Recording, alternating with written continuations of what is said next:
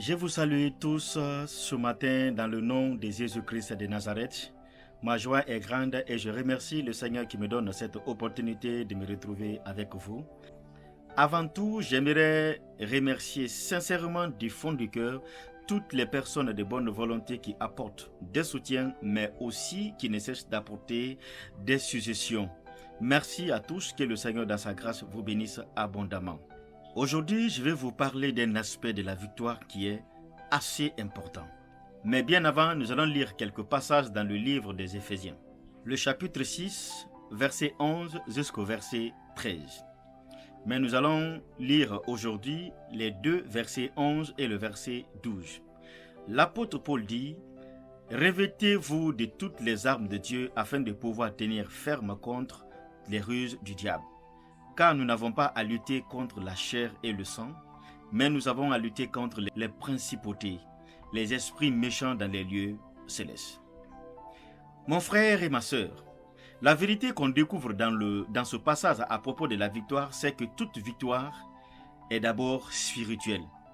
Tout combat doit être gagné d'abord dans le spirituel, avant de recevoir le fruit ou la matérialisation dans le physique. Il est de même qu'un ingénieur. Il ne construit jamais un bâtiment sans d'abord concevoir le plan, sur lequel les constructeurs peuvent se baser pour édifier une maison. Mon frère, ma sœur, tu n'auras jamais une victoire dans la vie réelle tant que tu n'as pas gagné cette victoire dans le spirituel. Donc il est très important pour toute chose de combattre pour gagner dans le monde spirituel. Et cela passe par les prières de combat contre le diable et toute sa suite. Vous le savez bien, notre ennemi commun, c'est le diable.